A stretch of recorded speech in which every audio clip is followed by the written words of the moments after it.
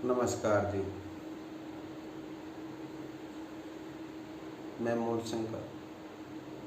गोड लगाओ शर्मा लगाओ वो आपकी मर्जी। मैं पहले भी कहता रहा हूँ, पहले लॉकडाउन से पहले भी कहा था और अब फिर कह रहा हूँ कि हमारे गांव में, गांव देहात हरियाणा में और दिल्ली देहात में भी जो सबसे बड़ी सजा होती थी वह हुक्का पानी बंद कर दो।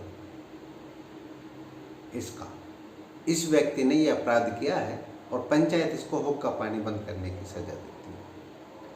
वो अब इंग्लिश रूप ले चुकी है सोशल डिस्टेंसिंग, अर्थात सोशल बहिष्कार लगा लो। डिस्टेंस कम, बहिष्कार ज़्यादा हो गया।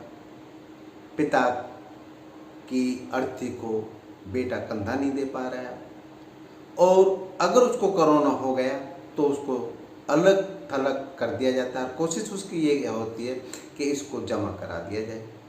जहाँ पर मृत्यु दर ज़्यादा से ज़्यादा आ रहा है, अब मेरी अवस्था जो है, इस अवस्था से मैं गुजर रहा हूँ। अगर मैं अपनी मर्जी से रह रहा हूँ, ऋषिकेश रह रहा हूँ और बढ़िया मकान में बढ़िया खाता पीता हूँ, परंतु अगर यही अवस्था, यही सिस्टम में मेरे बेटे ज़बरदस्ती कह के डाल देंगे कि नहीं आप अलग रहिए, आपसे हमारा कोई मतलब नहीं, तो मैं नहीं रह पाऊँगा। ये मैं अपनी मर्जी से रह रहा हूँ। वो बुलाते हैं, आते भी हैं, मिलने भी आते हैं, बड़े प्रेम से मिलते भी हैं। तो मेरा मानना ये है कि सबसे बड़ा अपराध हम कर रहे हैं सोशल डिस्टेंसिंग कहकर। इसलिए भाई मेरे, अगर कम करनी है तो इस सोशल डिस्टेंसिंग को कम कर दो। ये शब्द ही गलत है। बाहर के देशों में चल सकता है, हमारे देश में सोशल डिस्टेंसिंग नहीं चल सकता। अगर अपने लोगों को बचाना चाहते हो तो सोशल डिस्टेंसिंग कम कर दो। तन की दूरी जरूरी हो सकती है, मन की दूरी मत बढ़ाओ। हमने मन की दूरी बढ़ाने के कारण हमारे घर परिवार में, हमारे समाज में मृत्यु दर बढ़ती जा रही है। इस मृत्यु दर को कम करो भाई। ये नुकसानदायक है, ये सभी के लिए नुकसानदायक है। ये पिलर हैं, स्तंभ हैं, टेंट के बीच में जो गड़ने वाले डंडे हैं, जो पूरा टेंट उस पर टिका होता है, ये टीन के जो टप्पर ऊपर आवाज करते हैं, वो हैं जो आपको बरसात से बचाते हैं। इसलिए सोशल डिस्टेंसिंग कम करो, अपने भाई बंधुओं को बचाओ, उनसे मेल जोल बढ़ाते रहो। अगर कोई बीमार पड़ गया है तो उसको बहिष्कृत मत करो, उनकी दवा दारू करो और बढ़िया तरीके से स्नान ध्यान ये लगे रहोगे, प्राणायाम लगे रहोगे तो वो बहुत जल्दी ठीक हो जाएंगे। और देखिए, यही जो बात मैं कह रहा था, वही बात आज किस प्लेटफॉर्म से सुरेंद्र शर्मा ने बखूबी तरीके से कहा है।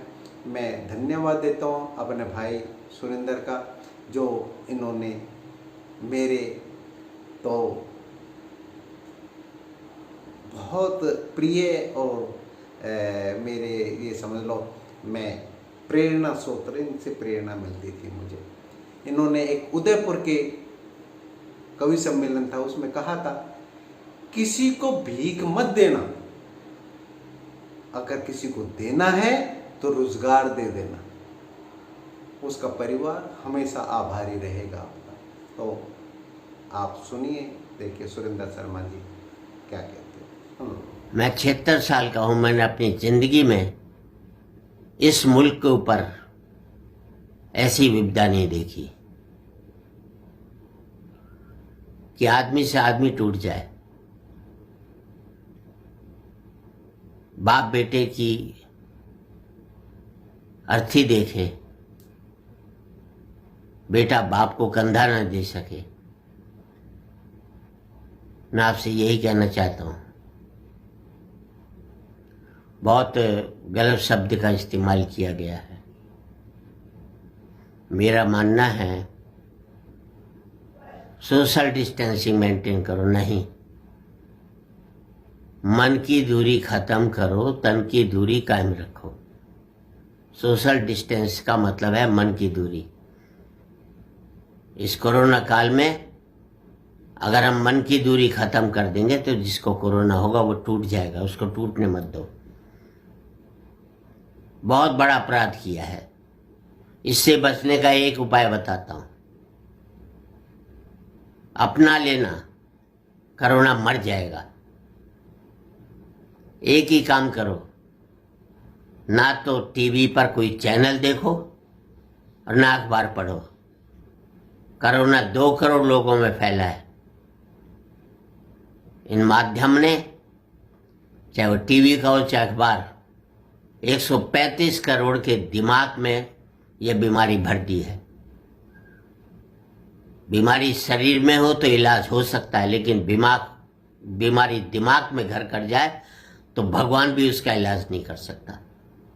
इसका एक इलाज है, ये जो जहर फैला रहे हैं, बीमारी फैला रहे हैं, ये आतंक फैला रहे हैं, ये नहीं बताते कि कोरोना से पिछली लहर में सिर्फ 2% लोगों की मृत्यु हुई थी और इस बार बड़ी लहर है, लेकिन मृत्यु जो हुई है, कल की खबर थी, 1.3% लोगों की मृत्यु हुई है। मृत्यु कम हुई है और इससे ज्यादा मृत्यु हर एक बीमारी में होती है। लेकिन इन प्रचार माध्यमों, संचार माध्यमों ने इस बीमारी को हर घर में पहुंचा दिया है। अगर बचना चाहते हो तो इस बीमारी से जूझने की जरूरत है, डरने की जरूरत नहीं। कई लोग इस बीमारी के डर की वजह से हॉस्पिटल में भर्ती हुए और डर की वजह से मर गए। अपने अंदर का डर खत्म करो तो आप भी इस कोरोना के ऊपर विजय प्राप्त कर सकोगे।